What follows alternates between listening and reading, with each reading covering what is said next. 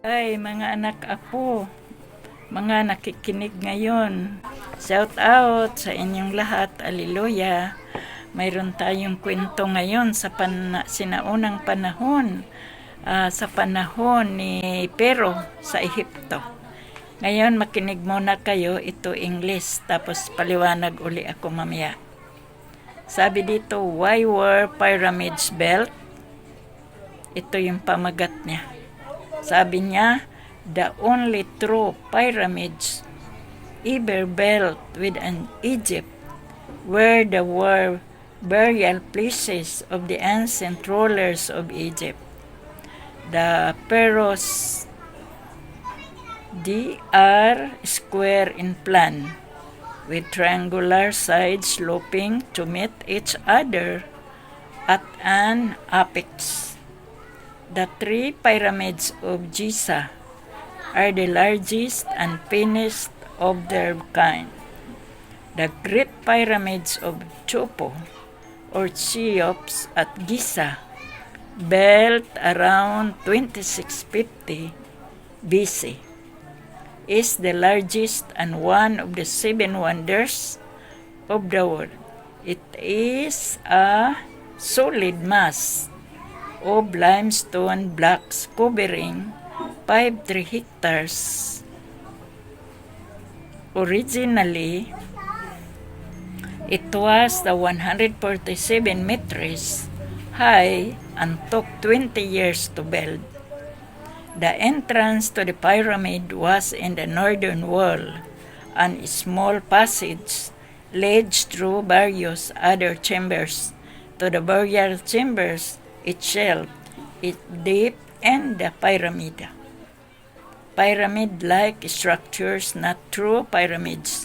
They also built by the ancient Mesopotamians and the Mayas in Central America and Mexico. Ito yung mga pinagdaanan nila sa kanilang piramida. Ngayon, paliwanag ko ng konti sa inyo. Ang kwento natin ito, dahil malalim din itong mga nila paliwanag.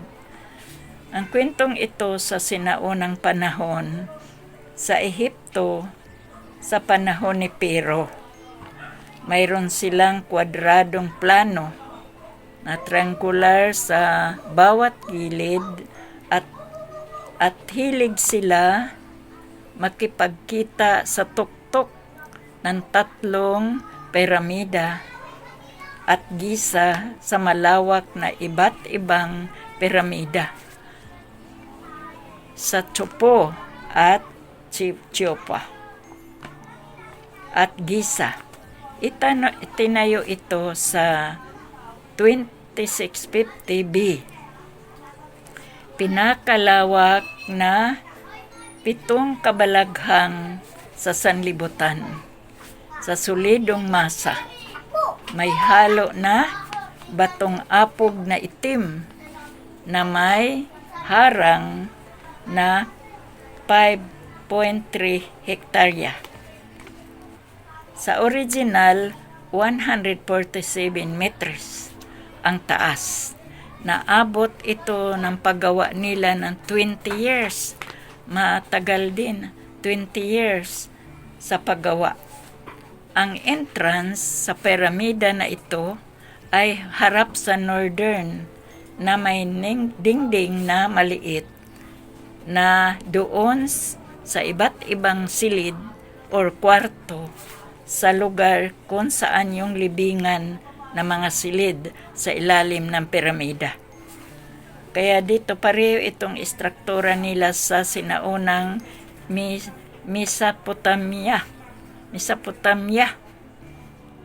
sa Mayas, sa Central America at Mexico. Ito yung ang nangyari sa sinaunang panahon, sa panahon ni Pero sa Ehipto.